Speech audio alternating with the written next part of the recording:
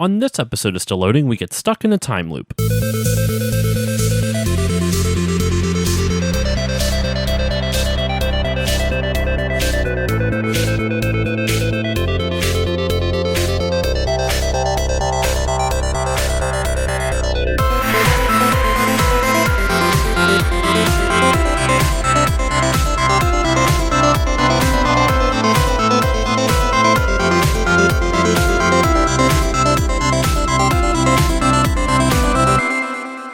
Hello everyone, and welcome to this newest bonus episode of Still Loading. Thank you all for tuning in, and I am beyond excited for this episode. I had the pleasure of interviewing Mr. Andrew Prahlow, who is the composer for an indie game that just got released recently. Some of you may have already heard of it. It's called Outer Wilds. Outer Wilds is this new indie space exploration game, kind of like No Man's Sky meets Groundhog Day, or No Man's Sky meets Majora's Mask, that kind of thing. Definitely check it out. I actually just beat it this past weekend, and I freaking loved it. But yeah, I just wanted to give you a little bit of a preamble for this episode. So without further ado, here is my interview with Andrew Prahlow. For those who have listened to this show for a while, they know I really love nostalgia. It practically courses through my veins, and I, like almost every one of my episodes, I try to focus in on some nostalgic experience that I have felt or in relation to a video game. And my guest today, his music kind of like brings me back to that same type of philosophy, but that same type of emotion. Today I have the composer Andrew Prahlow on. So how are you doing today, sir? I'm doing great. Thanks for having me on the show. Thank you for coming on. It's I guess the first question, just kind of get things started off on, was you had a game that you composed the music for come out recently, Outer Wilds.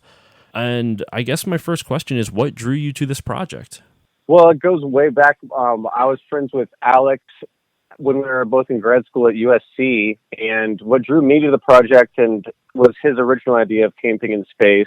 So the cool thing about it was all the travelers of the Herthian alien race use their instruments, and you can kind of use one of your items to track them down, and they'll give you information since the game is based around knowledge and exploration. So music was a very centered part of the game, where there's actually this band of explorers that are playing their music on different planets. I actually bought the game once we got this all squared away. I'm like, well, let me actually see what this is about. And I'm surprised how much I'm liking it, because exploratory games aren't really my forte. They're not something I always find that interesting, but the more I've been playing it, the more I've been getting hooked on it. And I've actually found a couple of the explorers that you're talking about. I don't remember any of their names, unfortunately. I think Kriebler, he has the banjo, I think. Oh, that's all right. I don't know how to pronounce it. But no, it was really cool, and I'm not gonna lie, the main melody that you composed for this, that bum bum bum bum ba da da, hope I'm not butchering that, but it's been stuck in my head now for the last 2 days. Oh, great! Yeah, that's what I was going for. I was going for something very hooky and very simple, to the point where you can just play. Like, anyone could learn how to play it. It's actually pretty simple. I haven't posted any tabs yet, but I've been seeing fans kind of posting tabs and stuff, but it's actually in an alternate tuning.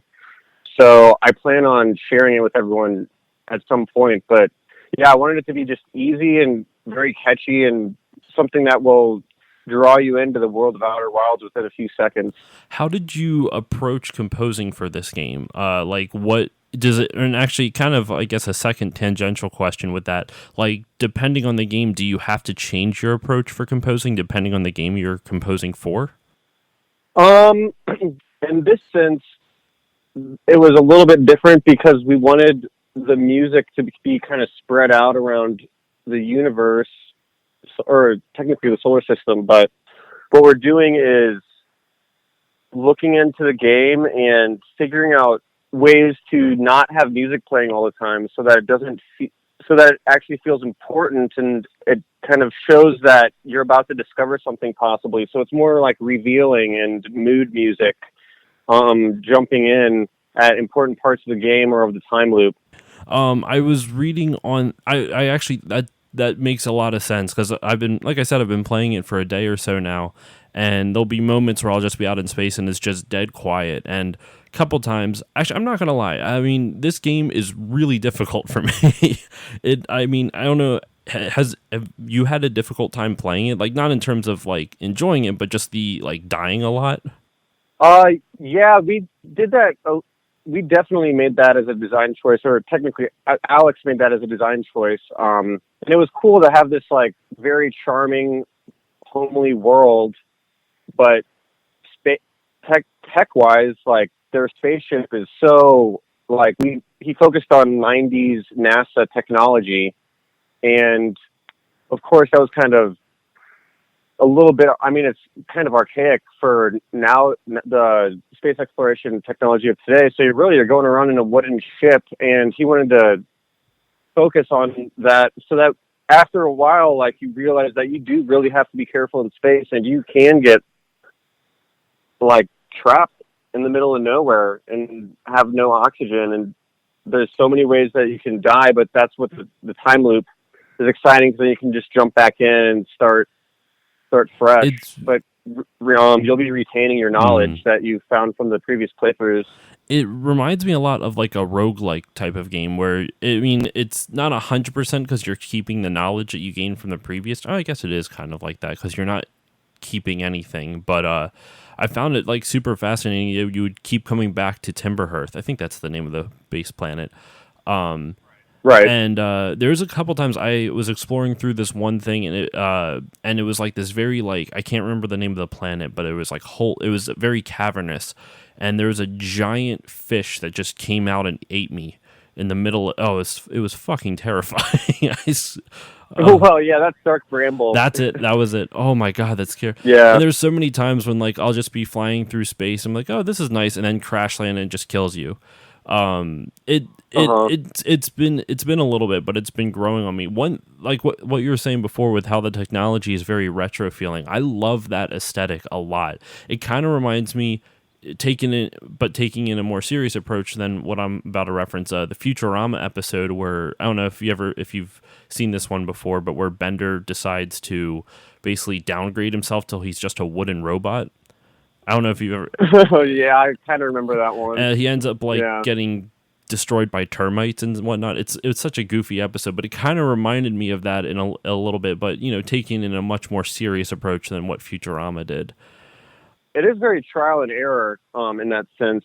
That part of it is definitely much like a roguelike, but instead of upgrading items and abilities as you're playing through, what you're doing is just unlocking knowledge in this ship log, and it'll give you like little hints of where to maybe explore next to push the storyline along. I really enjoy that because like I said at the top, I'm not much of an exploratory, like I don't like exploratory games, but this one, like, the world's not like just big enough but also just small enough where it's not overwhelming. So I feel like I could actually, like, I'm going to actually, even when we're done this interview, I'm going to continue playing this game, and that's not something I have a short attention span. That's the best way I can say it. I lose interest pretty fast. But no, so I read on your website, I'm actually going to take a quote from your website. Hold on, I have it. Give me a hot second. There we go. That you like to focus on larger-than-life emotive soundscapes with a core of chamber ensemble minimalism, hoping to bring a sense of familiar nostalgia for the listener. So what kind of draws you to that style of music? I think it's just, there's a couple of reasons. I guess growing up in like the 8-bit era in the early 90s, like stuff like Super Mario Land and Link's Awakening, and like even like the early Tetris Game Boy, like all those songs on there, like if you thinking back to them, like that was the height of video game music at that time, and it's come such a long way in the sense that now there's like live music and live musicians, rather than having to program in the song and only having so many different voices on the Nintendo sound card or so many different voices on the Game Boy sound card. That I really wanted to approach it a little bit in that sense, since Outer Wilds was largely influenced by the like Nintendo 64 era games, especially like the Zeldas.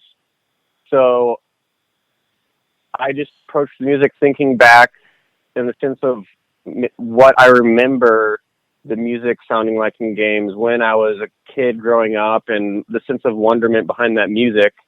And I think like it's also because I'm like heavily influenced by bands like Dear Rose and Explosions in the Sky and This Will Destroy You, which are all huge ambient sounding bands that take all these enormous textures, but really like in the core of the band, it's only like a couple people. Like each of those bands is like 4 to 5 members for the most part. So it was cool to take that huge sense of wonderment and excitement, but still have like the core score of this game be pretty much a band where it's like a banjo player, a harmonica player, the woodwind player, and the drummer.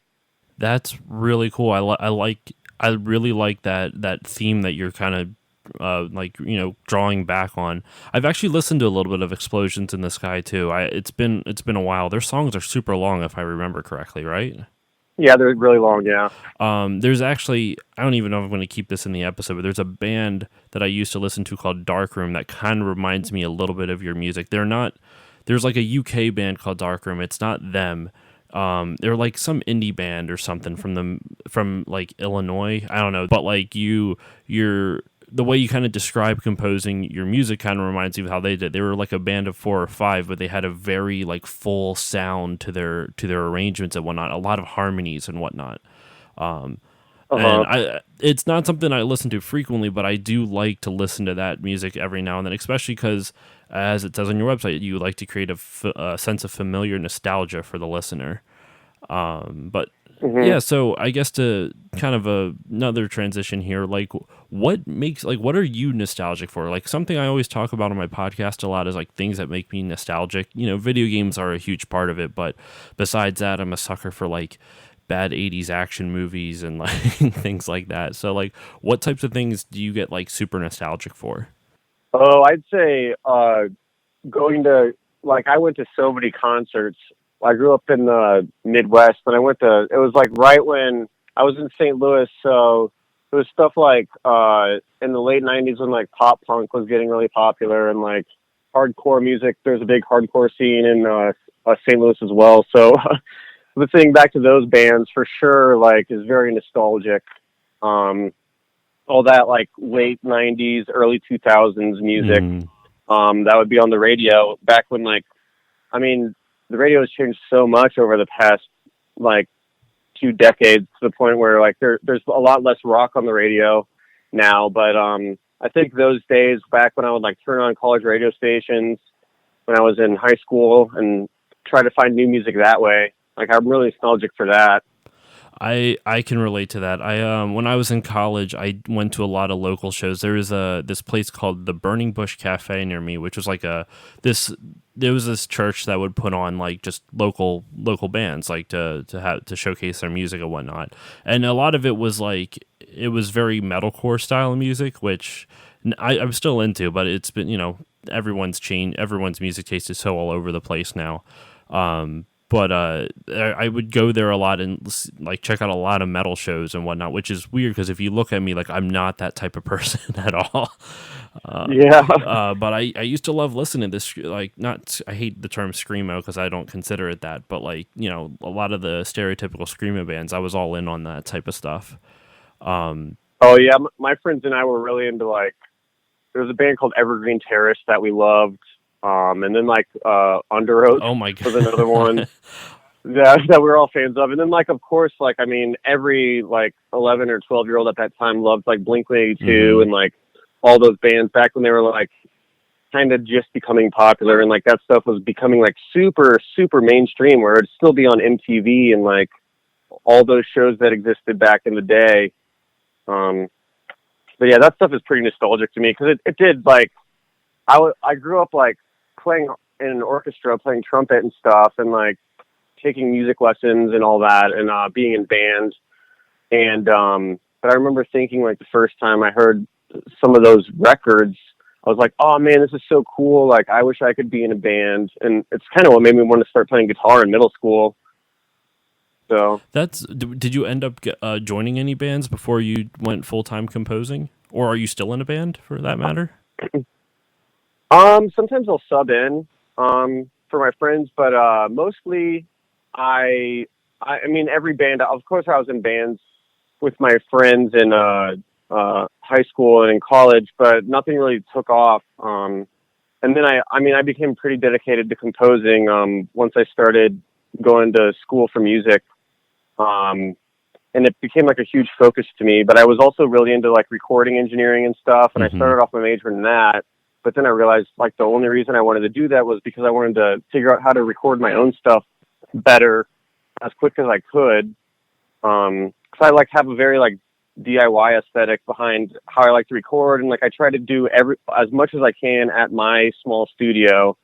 And then that way, like, I mean, first off, it like helps with budget constraints, and second off, like it's just really fun to me to be able to mic things up exactly how I want, and like be able to take my time and experiment a lot, and maybe come up with some like really crazy sounds, and then sample those for scores, and that way, like it's all super unique rather than using like a ton of sample libraries and stuff. I try to keep everything as live as possible, and luckily with Outer Wilds, like, I mean, I'd say like, besides some of the synths, like everything I recorded live. And then the cello is my friend David Tangney, and I layered him on the tracks with cello. And then Alex Beecham, the creative lead, he whistled because I don't know how to whistle, or I can't whistle.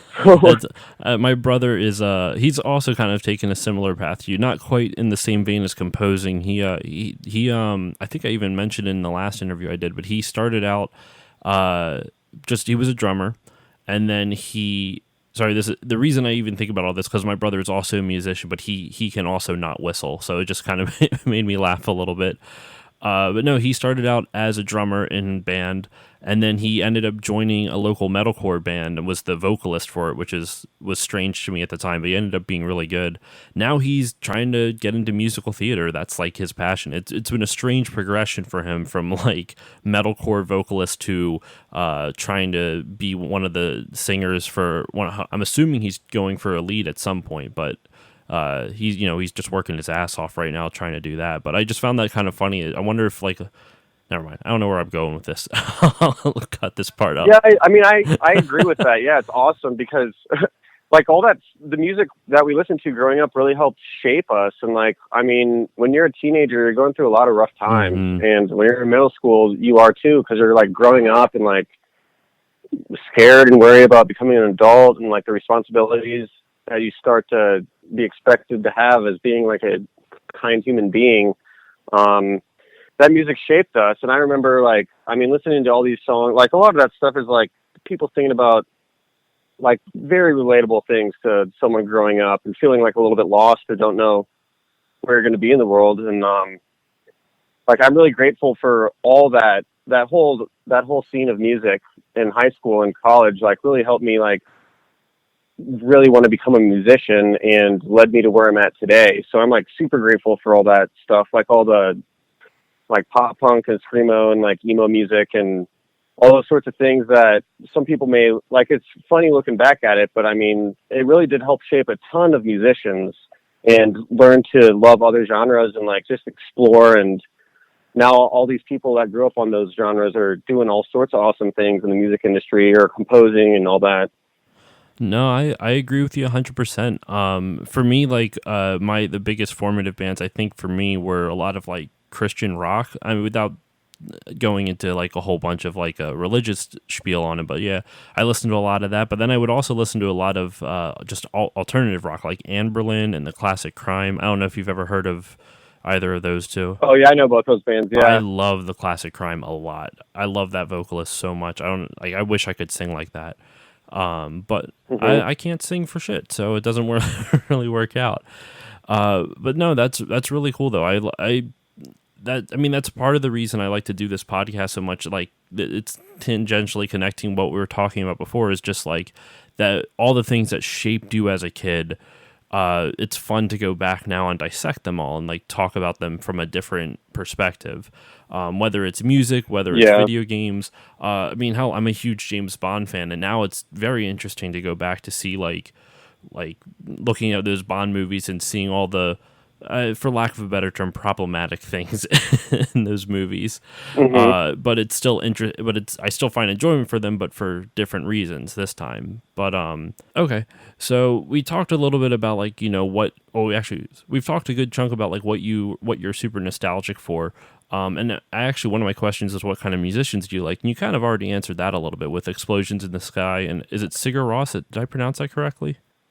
Yeah, Sigur Rós. Sigur Rós. Okay. I've actually heard of them. I'm a huge. Sorry, go on. Yeah, I'm a huge post rock. Like I'm a huge post rock and shoegaze fan. Like, and like it's cool that stuff is kind of like shoegaze is starting to come back now because like all music is kind of cyclical. So like now mid '90s stuff is kind of circling back around. So that's pretty exciting. And yeah, I mean, I grew up listening to the stuff we were talking about before earlier. But yeah, I also listen to a lot of like neoclassical composers like Johann Johansson, Max Richter, and those guys that kind of started making albums in like the mid 2000s pretty much. Got me really excited about modern composing. What types of are there other composers that in the industry that you specifically like look up to or you enjoy listening to their work, like whether in video games or movies or television? Because we'll get into it, but I was looking at your credits list. You have a lot of stuff on your credits. Oh, thanks. Yeah. I remember there's this one scene in 28 Days Later where they start playing this band Godspeed You Black Emperor, like when he wakes up at the beginning, he's walking down the street and it pans out and like London is just empty. And that track really inspired me to want to do that kind of like, I was like, oh, so post rock can be in movies now. This is awesome.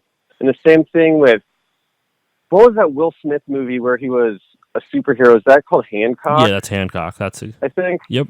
Yeah, I remember I saw that in theaters and like the movie was all right, but there's this one scene where they play this band called Rachel's, and it's this song called Water from the Same Source, and it's like does have that very chamber ensemble like instrumental feel to it. And that was another scene that really just blew my mind, and I was like, I can't believe this.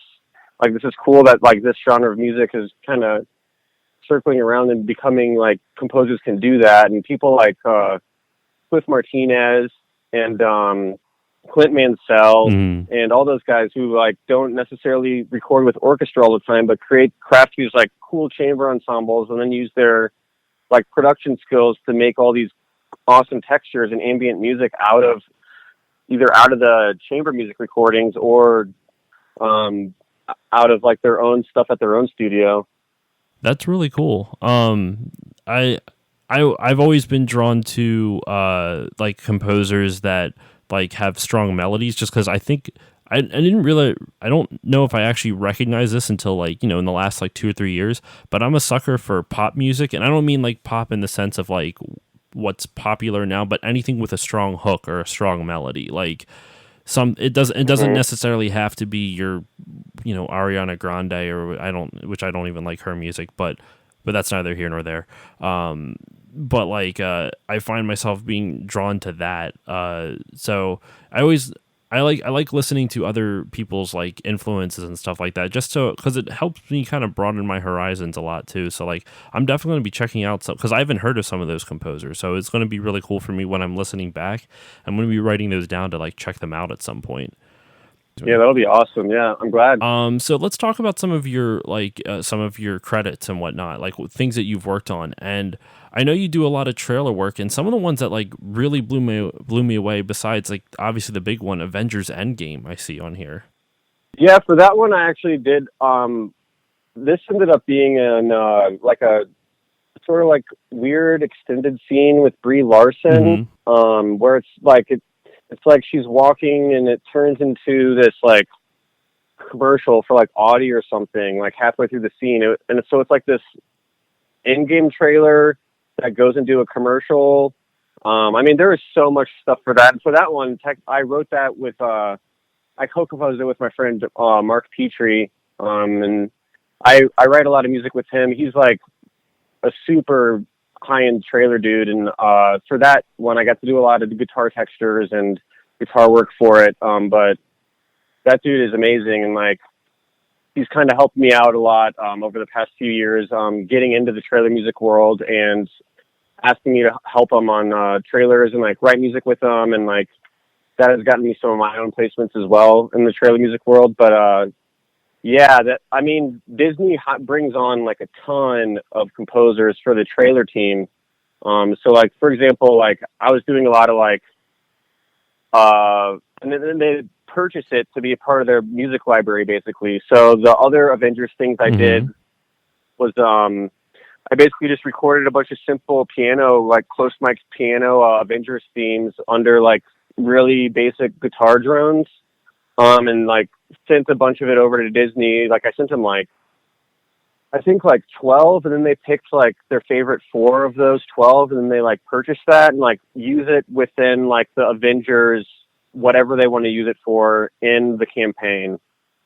That's and there's like tons and tons of trailer music composers working on that, something like that, because in the end there's like 4 or 5 main trailers, and then like 50 TV spots, and then like the stuff like that I worked on a little bit, where it's like the weird like scene with Brie Larson, that's the trailer, but then kind of a scene, like a fake scene from the movie, but a commercial. It's like, I mean, yeah, it was pretty insane to like be a part of something that, like, being a part of a franchise that is that enormous is crazy, because you end up knowing that your friends are working on it too, and like they're hiring like tons and tons of composers and editors and all that sort of thing. That's just nuts to me. Like, I didn't know how in-depth trailer composition was. Like that seriously is crazy to me. So your name should be on the credits for Avengers Endgame then, right? I just no, the film credits are separate from the trailer credits. The promotional campaign and the trailer campaign. Okay. Yeah. Well, okay then. But I've seen you've done like on your website, man. There's just Blade Runner 2049, The Martian. You did soundscapes for Rogue One, co-composer on the BFG. Like, there's just Lucy. I've been meaning to see that movie too, but it's just crazy. Like, what's it like? How does composing for a trailer differ from composing for just, whether it's a game or just a full film score? It's like absolutely different, and depending on how big the franchise is, depends on like how crazy it can be. Mm-hmm. Like, I remember there was like this. So, probably the craziest one I can think of is I did like, basically they took this Hosier song. He's like a pop artist that was like pretty big. He wrote like that "Take Me to Church" song that was really popular like 5 years ago. But they wanted me to take like this Hosier song and then like basically trailerize it and add huge drums and like my own guitars and things to make it just sound a lot more cinematic. And they called me up and they were like, "Hey, we have a deadline we have to meet. Can you like finish this in 7 hours?" And it has to be like a minute and a half long, and then we're going to use it how we want. And on top of that, I had to send over stems, which are like the guitars are one track, and then you send them over like the drums, and then you send them over like the guy's vocals, and then you send them over their stems that they sent you from the song. Mm-hmm. So I was like just like setting up mics as quick as possible, and like I was having to record like live drums, but my studio is pretty tiny, so it's like I was kind of piecemealing it together and like recording guitars and having to be like, well, that takes good enough. I got to like figure out a way to add reverb or something to like help mask it. But that one was insane. But then like it's really, really exciting to like see the trailer and like see your music being put to this like amazing like footage from the film.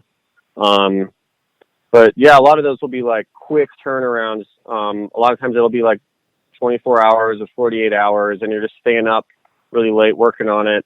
Yeah, like the Disney one is pretty crazy too, but that, like working on Disney Marvel stuff I've gotten used to it in the sense that you just have to do, like, Disney has a brand and you have to really listen to what they say because they know what they're doing and kind of follow with what they want. Mm-hmm. So that you can help, because they kind of have crafted like this idea behind each campaign in a sense to where Like, I mean, all the Star Wars trailers, you were using those themes in a certain way, and they used like certain drum sounds, and like same thing with Avengers. And then like the Beauty and the Beast spot I worked on, like they had very specific requests of how to write for the trailer. That's crazy. Do you find it's more I don't know, it's always something I always hear in a lot of like just various, you know, I don't even know how you can describe this, but like I always hear in a lot of different places, whether it's on YouTube or podcasts, that like creativity stems from limitation and whatnot. Do you feel like working in those types of conditions, like in slightly stressed out, maybe not, hopefully not like too stressful, but like those stress conditions help you elevate your game a little bit, like elevate what you're composing? Absolutely. Like having a quick deadline for me makes it, you have less time to like think about all the decisions you're making, and you have to, with the first, a lot of times you're going with the first decision you make.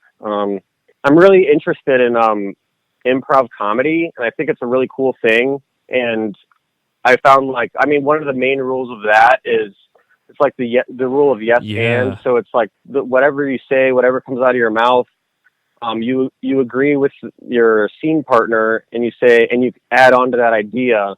So it's kind of like teamwork, and in a sense, like composing music on a tight deadline is using that exact same part of your brain. Like it's almost like muscle memory, where the more you work at it, the easier it becomes, of like going with your first good idea and believing in it, and realizing that like just not getting too sucked into your own head and going through that endless cycle of like, is this good enough? It's like, this idea is good. I'll make it work. I'm really happy with it. I only have 2 days to get this done. And going with whatever hook you wrote for that trailer, and just like really going for it and like making it the best you can in the time constraints that you have. That's amazing. Like you're talking to a kindred soul. I also am a huge fan of improv comedy, so it's really cool to hear that you kind of use similar techniques, for lack of a better term, just to when you're under those crunches and those deadlines. Kind of referencing back to that, are you a big fan of like Comedy Bang Bang or any of those like improv comedy podcasts? Yeah, I love Comedy Bang Bang. Oh my God. I'm so happy to hear that. Yeah, that show's amazing.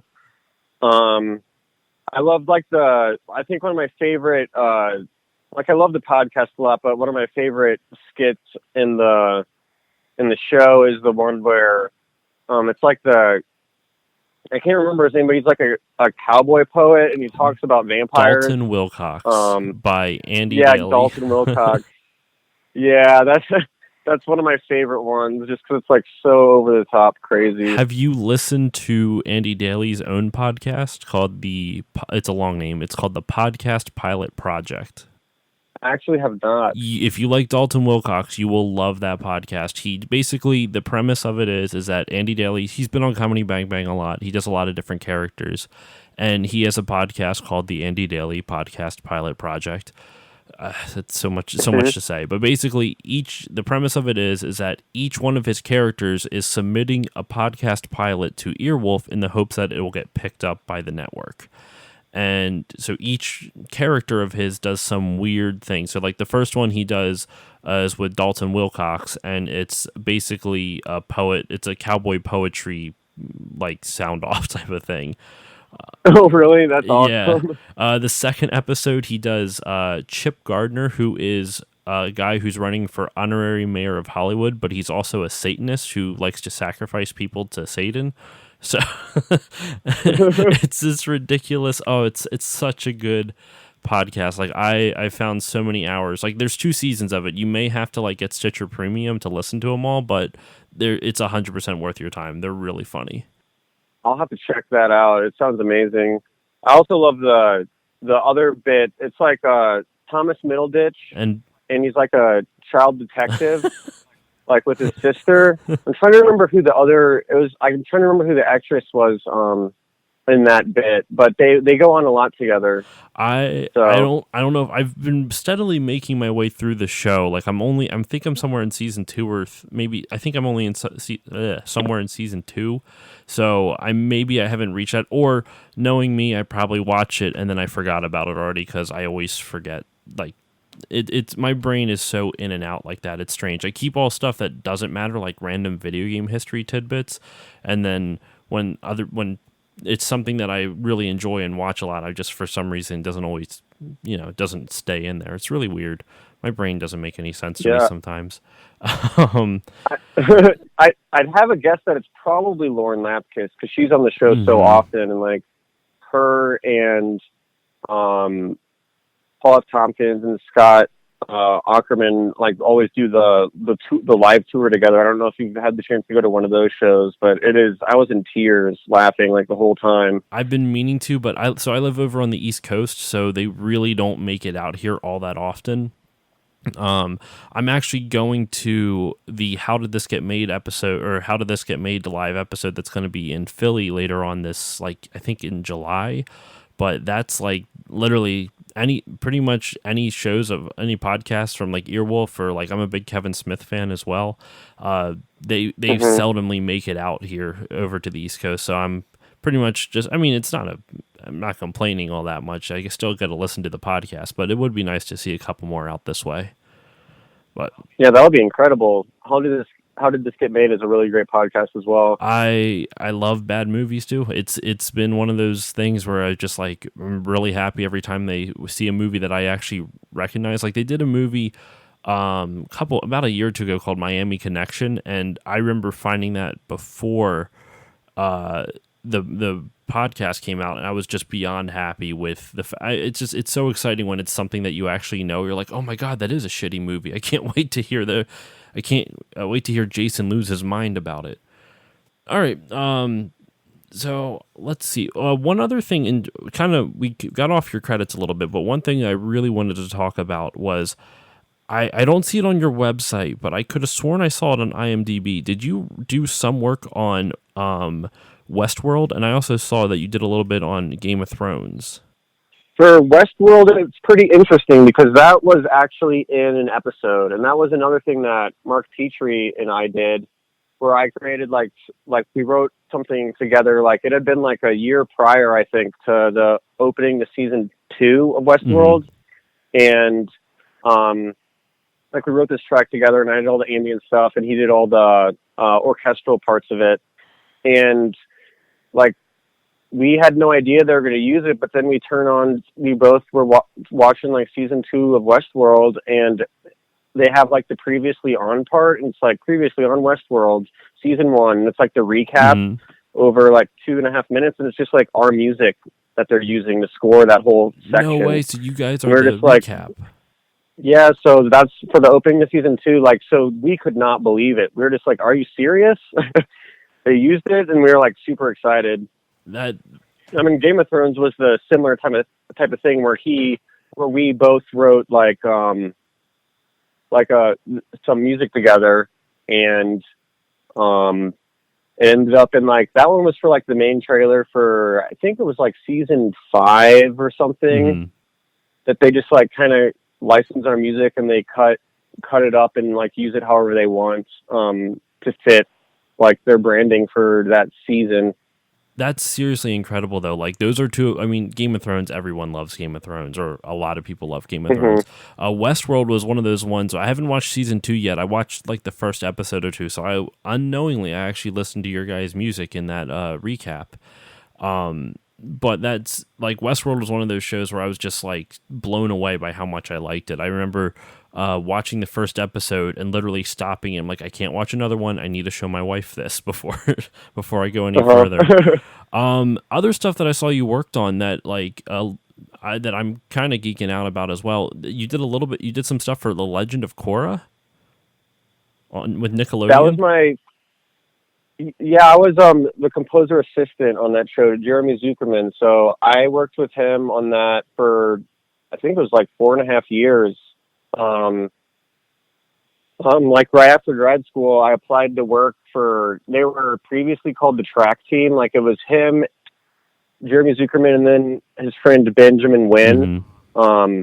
And they hired me on as their assistant because basically Kung Fu Panda Legends of Awesomeness was like this Nickelodeon show that they were doing that most of the episodes had like close to wall-to-wall music. Like it'd be like around like 15 to 20 minutes of music in a 22-minute episode. And at the same time, Legend of Korra was about to start, and Jeremy really wanted to record like a live. Basically, we recorded a string trio, but it turned into a sextet of musicians. We were also working with this soloist named Hong Wang, who is like this incredible guy who just knows how to play all these Chinese instruments like erhu and dizi and zonghu and all these incredible, like he was amazing at all of them. So he'd come in with all of his instruments and we used them on both shows. But for Korra, we were using the strings only for Korra. But yeah, like working on those shows for that long, like really helped me learn how to write quickly. And like I did the notation for Korra for Jeremy, and like a lot of the stimming and like just all sorts of stuff. And it like taught me how to learn how to kind of run a place at my own, like be able to work quickly at your own pace, but under tight deadlines, and like knowing how to like convert a room in the house into a studio and like all that kind of stuff. Like I learned from both Jeremy and Ben. That's really cool, man. Like so I'm a huge fan of the original series. So when I saw that I only got to watch the first season of Korra, but when I saw that you worked on Korra, I had a little fangirl moment there. I was like, "Holy shit!" Oh, that's awesome. Yeah, I'm so grateful that they hired me to assist them on that show. That show really is incredible, and we were just part of that world for 4.5 years. It was really intense. I love that steampunk feel they have too. Like it's such a cool aesthetic that they have for the whole show. Yeah, it's really cool. What types of projects would you, just in speaking of like some of your credits, and like what's something in the future though that you would love to work on? Like what's a dream type of project that you would like to work on? To do an episode of Black Mirror. Okay. That would probably be a dream project. Like I still like, I love scoring games just because I grew up playing them. So it's just so awesome to be able to like be a part of the things that kind of crafted me as a kid. I mean, I'd love to do more sci-fi games like Outer Wilds, where it's very introspective towards the end and reflective on like human existence. Games that do that, like I know like Firewatch is a really cool game that I enjoyed a lot, where it's heavy on story and dialogue and it's about just human experience. And the same thing with like Limbo and Journey and Inside, like games like that I really, really enjoy a lot. So what games did you play a lot when you were a kid, that, and maybe not just inspired you, but also ones that just, what was your favorite games growing up? My favorite, of course, Ocarina of Time. I feel like everybody loves that game. And like, I mean, the other classic was Final Fantasy VII in middle school as well. I was really into that. I think those are both two like pretty timeless games that became hits because they were both like really relatable to like Ocarina of Time is about growing up, and so is Final Fantasy VII has a lot of that stuff about growing up and involved with like Cloud Story. I mean, I played Game Boy games a lot. So of course, like I love Super Mario Land, and there's actually like a wave race for Game Boy that I was really, really into for a while. And then I guess after that era, I loved Contra for Nintendo. Oh my God, it's so difficult. It's so difficult. I remember I grew up with, I remember I was 4 years old because I lived in Florida until I was 5.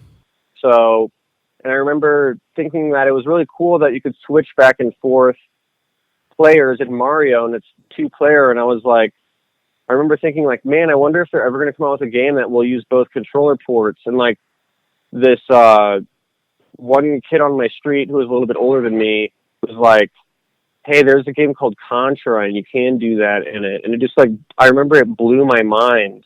So I was like, oh, you can have 2 people at once in a video game? That's crazy. so I had a fun time playing Contra and like doing the Konami code to like beat through the game and all that kind of stuff. Got to get those 30 lives. Yeah. But I was a big Metal Gear Solid fan. Like I played that starting like I grew up with that series because I started playing it when Kojima started up Metal Gear Solid 1. I remember getting like the Pizza Hut demo disc.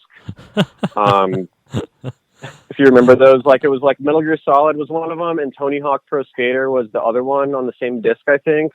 And I love Tony Hawk too, and that is now that I think of it, like Tony Hawk is a big reason why I was like super into punk rock too back in middle school. Yeah, I mean, so they had cool soundtracks, and like a lot of that like helped me discover all these bands like Goldfinger and like Bad Religion and all that kind of stuff.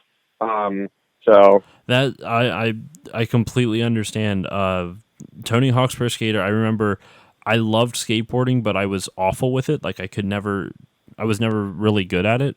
I never really had a skateboard, so I could never really do it. But like Tony Hawk kind of allowed me to feel like a skateboarder. And the music, like I'm not a big fan of punk rock, but like the soundtrack to both of the first two games specifically, those are the ones I played the most. I love to pieces. Like I would listen to it anywhere. Yeah, me too. They're actually doing it in Long Beach at some point this summer. I think it's in Long Beach. They're doing like a Tony Hawk Pro Skater 1 like concert with like one or two of the bands from it, and they have like a DJ playing the whole soundtrack. What? So I was like thinking about going, because I was like, I can't believe this is like something that actually exists. But like, oh my god, that's the best part about video games though, is that like the amount of passion that it inspires from people who like the games. They do crazy things for video games, or they have crazy ideas. I mean, like who would have thought that for like a couple years ago, that now there's a whole, like the video game music concerts that travel around to different countries and different cities, like, and they're like outrageously popular. It's crazy how far video games have come, not just from a technical or gameplay standpoint, but also in just like the zeitgeist, I guess, I think that's the right term for that. yeah.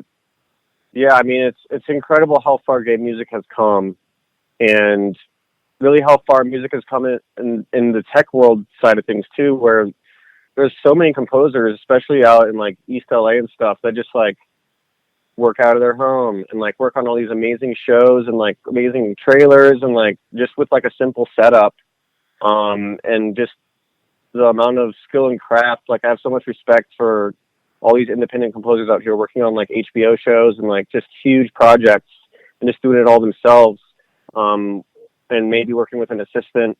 But it's incredible. Like the amount of work and skill and all that goes into the craft is pretty mind blowing. And seeing it from behind the scenes for those years working at Nickelodeon was like I felt like I just learned a million things like right away after getting like kind of just get thrown into the fire and like figure out how to survive and like how to get stuff done quickly and to like a professional standard. It kind of, just to kind of bring it back to what you were saying before, just in speaking about a bunch of indie composers, and you were talking about how you like to go for a DIY type of feel. I remember reading on, I think it was one of your Instagram posts, that like just the DIY like motif, I guess. When you first started Outer Wilds, the game we talked about at the first thing, you like the original line you recorded on a broken banjo, right? And that ended up into the final cut. Did I read that correctly? Yeah, it did. Yeah, and it was really, really exciting to be able to do that. I came up with that idea, like, but I remember when we were first talking, like, the Herthian race was very, they had a very big DIY aesthetic behind their technology and, like, how they would just scrap stuff together with wood and, like, those kinds of things. I remember, like, I saw some review that called them, they called them cowboys or Western space punk, so kind of like steampunk, like space punk. And I say that's like a really good explanation of like how they built everything. And so I remember when we were talking about campfire songs back in 2012, when Alex was kind of formulating or coming up with his original idea for this game, I was like, my friend Chris gave me this broken banjo, and I was like, this is perfect. I should like use this. I never knew what I was going to use it for, but I brought it to LA with me, and I was like, I'm going to figure out a cool riff that anyone could play on a banjo. And I was really into a band called American Football. Okay, I've heard of they them used too. all these alternate tunings. Yeah, like I was really into them in college, and it was like I kind of like explored one of their tunings and altered it a little bit and figured out like a cool way to put it on a 4-string banjo, and then like that's how that riff like came to be, and that became like such an essential part of the whole score. It's used like everywhere. And I did keep in the main title theme. That was like I re-recorded a little bit more over the top of it just because I thought it would be cool. Like I basically have the original banjo playing the original lick I wrote, and then the last session I did for the whole game was I recorded like the same banjo again 7 years later. So like in that track by itself, it's like I basically I started the game with that and ended it with it, like literally 7 years apart. And I'm like basically playing banjo with my past self. And I just thought it was like really cool to be able to do that in a game that's based on a time loop and like why do we exist in this universe and things like that. That's really like I love how they kind of bookend each other. Like the like you said, the broken banjo bookends the beginning and the end of the whole development process for the game. You've kind of alluded to it a little bit a couple times now. You seem to be really into a lot of games that actually challenge ideas, like give you challenging ideas, like what does it mean to be human? What is the meaning of existence? Like that type of thing. Are there any other games that kind of like that really like explore those ideas a lot that you really enjoy, or maybe you've mentioned them before, and if you have, you could go into more detail. I don't know, but I always find those types of games interesting as well, just because even if I'm not always bright enough to think about it all like in all that intelligently, I do like the idea of like really the game really making you think.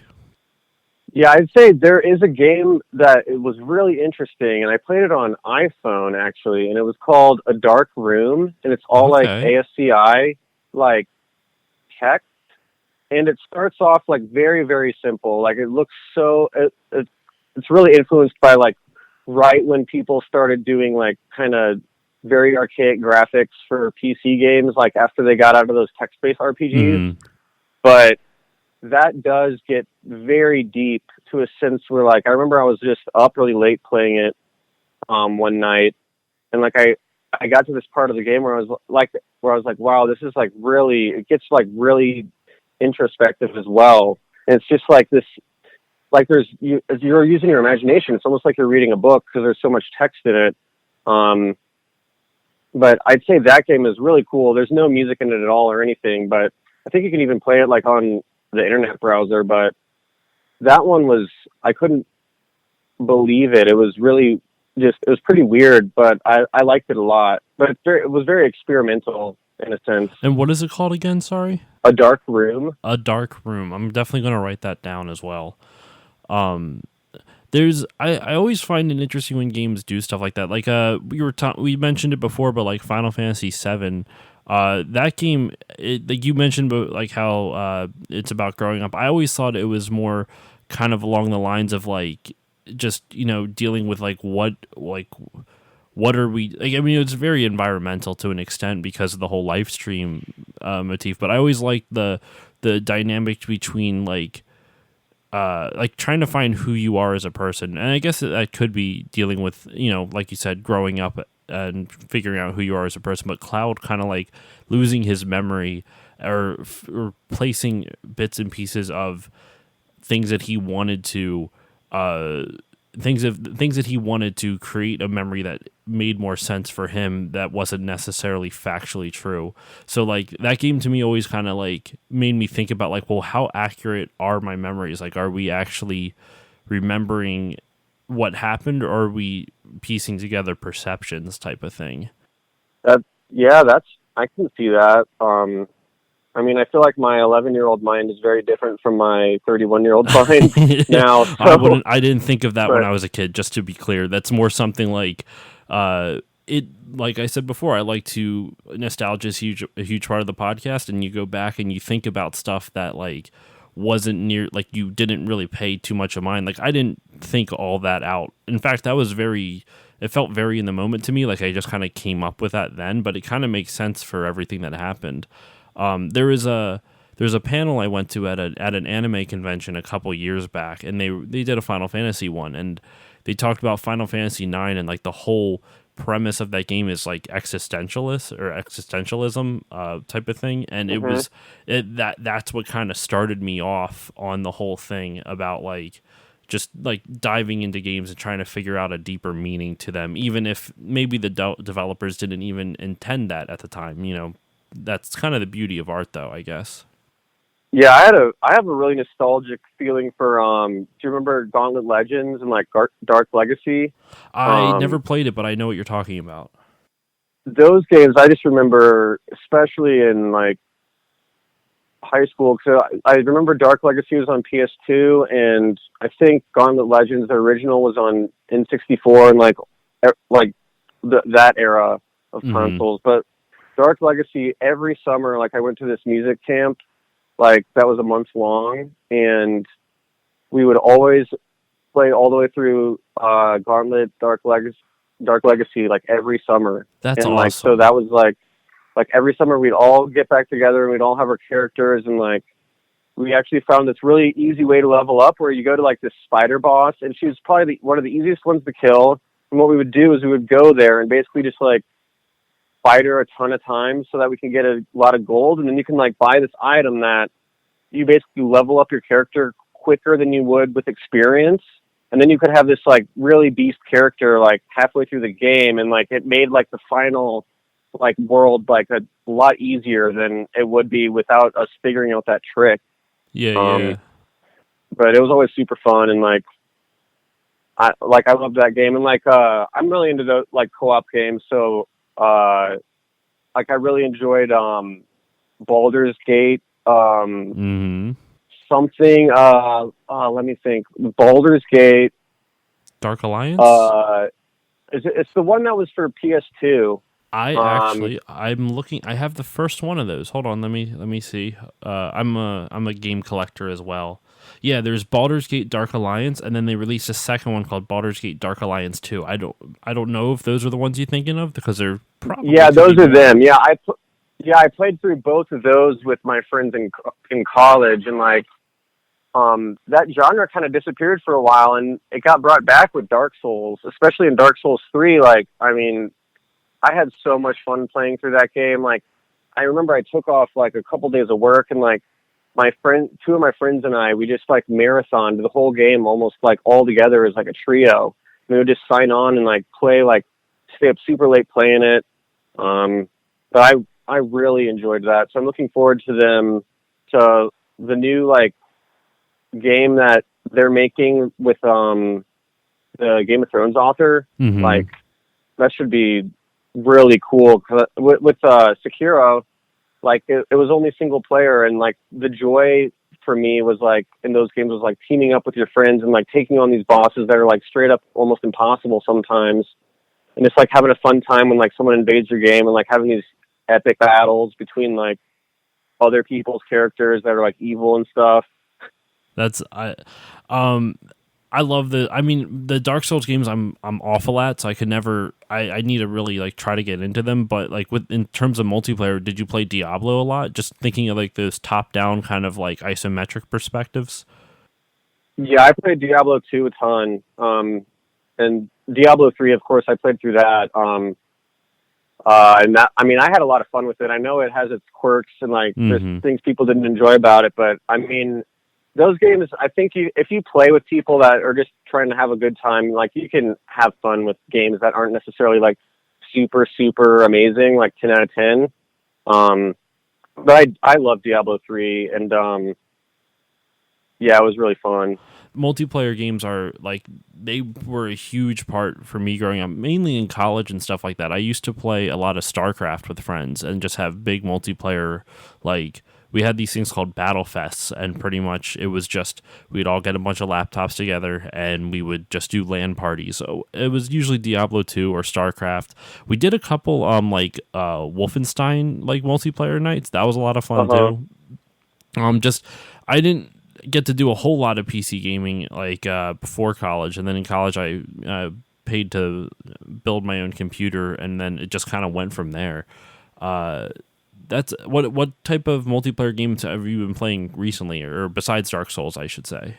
I actually had a ton of fun with Red Dead 2 in the multiplayer online. But that is like I've had this conversation with a couple people, like a couple of my friends, and some of them just don't like Red Dead online at all. But I'm like, it has to do with like how much fun you want to have. Like, I remember my friends and I actually quit playing it after a week because we looked at like what we had completed, and really all we were doing was like wrestling each other and like trying to lasso each other the whole time, and like just like finding like I remember we spent like an hour trying to like hog tie up one of us and like see if we could get him to roll down a hill and like have races that way, and like and like we had like a crew name, like we what we would do is like there were 4 of us and we called ourselves like the Whistling Dandy Boys, and like my one friend was his name was like Billy the Boy instead of Billy the Kid.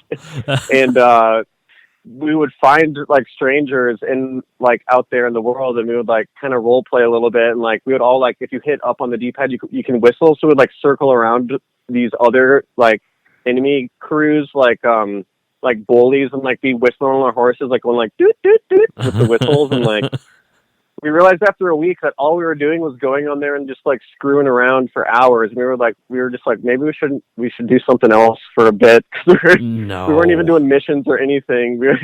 That's all that, I mean, the matters is that you're having fun. It doesn't matter like what the purpose of the game is. Like, I've heard more recently about, there's a big community out there for role playing in the Rockstar multiplayer stuff, and like Grand Theft Auto 5 and Red Dead. Like, there's huge communities just revolving around role playing as the characters you create in those games, which is like kind of nuts when you think about it. Yeah, I mean, it's incredible, and like that is to me what makes those games so fun. Like when it's open ended, you kind of can create your own character and your own like just come up, like we were coming up with all this lore behind like our gang and like all this stuff, and like we would just be talking online, like and we would just be laughing so hard, like coming up with all these really stupid ideas. And like it'd be fun just to like go to the bar and like start these bar fights and like see how long we could survive once all the police showed up, and like all those kinds of things. It sounds very did you ever play D&D? It sounds very D&D like. I have. I played with my friends for a while. We had a campaign. I think we played. What was the edition where you actually moved around on the grid? Oh, I mean, I'm not too well versed in it because every edition that I've played, I've moved around on the grid. I played 3.5, 4, and 5, and the most recent one, and we've always used the grid for all of them. So I guess that's kind of the beauty of D&D is that, like, you can play it however you want. Like, I have a friend who plays version 5 but doesn't use a grid at all. It's like they don't worry about the movement tech at all. It's just kind of like it's all up to the DM to figure out, oh, yeah, you're close enough that you can attack, or, oh, no, you're far away enough type of thing. So I'm not well-versed enough, I guess, in when that was added to the game. I have no idea. I might have played 4 or 5. I didn't play the newest one, but I was like a Warforged, and his name was Texas too. And he was like I played him so that he wasn't very intelligent, because he was basically raised by like he crash landed it was really dumb. Like my character, I always make up like really dumb characters, and luckily my friends would let me. And like basically he was raised by a bunch of babies on a planet that had like a baby king, and so he didn't know really anything in the beginning of the game. So like what I would do is like I'd always have to ask questions, and like it was basically like, I mean, I guess that plays into like curiosity, and like it's basically like I'm this huge brute, but like I'm like a little kid. That's like sorry, go on. But yeah, it was really fun to like do that and be able to just like help be the tank of the team and like keep people protected and all that kind of stuff. but then you were like useless in conversation if you're trying to get information out of anyone. Yeah, pretty much. We that's pretty much like the group of friends that I play with. Whenever we make our characters, we almost go zero. We almost have like negative numbers in charisma, so we can all like beat the shit out of anyone. But if you ask us to have a conversation with someone, it's like we just get negatives on everything. Oh, wow. Like none of us know how to speak. We always give one person, we're like, all right, well, at least this one guy will know how to speak. He's got a +1 to his charisma, so he can, we can bluff our way through something, I guess. It reminds me of like what you were saying about like just weird character ideas. There's a podcast that I used to listen to called Nerd Poker with Brian Posehn, and it was basically him and his friends just playing D&D on mic. Like you would just listen to them do weird stuff like that. And one of my favorite tropes that I started doing from them is you take a movie character and you just like you spoonerize their name, so it's like not quite their character, but it pretty much is. So like they did, instead of Vin Diesel, it was like no wait. It was supposed to be Vin Diesel, but they called him. I don't think they called him Din Diesel. That'd be a great name. Oh, really? I did. Funny. I was a Snake Plissken, but I called him Plake Sniskin. Yeah, it just sounds ridiculous, but that's amazing. Something like that just tickles me, and it just makes me smile. So, but yeah, that's so funny. But all right, so I need to start wrapping this up. But this has been a lot of fun, man. Thank you so much for coming on to the podcast. Thanks for having me. Yeah, it's been great. I guess to kind of wrap it all up, is there any upcoming projects that you want to promote or that you can talk about? That I can talk about. I will be working on some trailer music again with Mark Petrie. So we're kind of getting ready for that over the next couple months. And then I'm like slowly starting to come into like halfway stage of like my own like compositional record. It's going to be about like veils. Like the concept behind it that I created is basically when you're working on a game or a show or a trailer campaign, you're always kind of like you're able to be like kind of veiled emotionally, because what you're doing is creating this world that you're not a part of. Mm-hmm. And I'm trying to approach it like in a very personal way with like, it's kind of like lifting up a veil and like actually like having kind of no constraints is a little bit tough to think about. So I've been working on the concept of like very personable music, like that has to do with my own experiences. Since it's something I haven't dove into in a couple years, because I'm always working on these shows or these trailers or these games. So hopefully I can like craft a cool like sound, like the concept I'm really excited about. I'm still like middle stages, but that will hopefully be out within a year or so. And then like I have some other upcoming projects that I can't mention yet, but I'm really excited about them. That's awesome, man. But okay, so I think that wraps up this episode of Still Loading. Thank you all once again for listening. Andrew, is there any place that they can follow you on social media? You can find me. I'm really active on Instagram, and it would just be @AndrewPrahlow. I really love using Instagram as a social medium just because it's really great to post snippets of stuff I'm working on, and it's really fun for me. Or just like even if it's stuff that I'm not ever going to use, like it's a cool way to like kind of document my own musical path, like to generate ideas. So that's probably the best. My website is more for like work related stuff, but people have been emailing me about the score and questions about the score. You can just email me on there too. But those would be the easiest two spots to find me for sure. All right. And then you can follow me as usual on Facebook, Twitter, and Instagram @StillLoadingPod on all of them. And I think the rest of my stuff I'm just going to record afterwards, because it's like I usually go through like 10 minutes of like plugs and shout outs and crap like that, and I don't need to bore you with that for right now. Awesome. Sounds great. And that actually wraps up the interview. I realized the way I ended the phone call with Andrew was a little awkward, and I didn't really have a nice little button to put at the end of the episode, so here is that button. Just once again, sincerely thank you to Andrew for coming onto the podcast. It was truly a pleasure to get to talk to him and talk to him for composing Outer Wilds. He's a really nice guy, so definitely be on the lookout for more of his work in the future. And for the shout outs that you heard me awkwardly mention at the end of the little interview there, shout out to the network I'm a part of, the Podbeard Network. You can check out all the amazing content the network offers at podbeardnetwork.com. Also, shout out to some of my friends not in the network. Erica over at the Apex in the Abyss, an amazing true crime podcast. Definitely go check her stuff out. And my buddy who is also named Josh over at Firespin Gaming on YouTube. If you want to support the show, please consider giving it a 5-star rating and a review on Apple Podcasts. You can also support the show by checking out the Patreon, patreon.com/stillloadingpodcast, if you want to help out financially.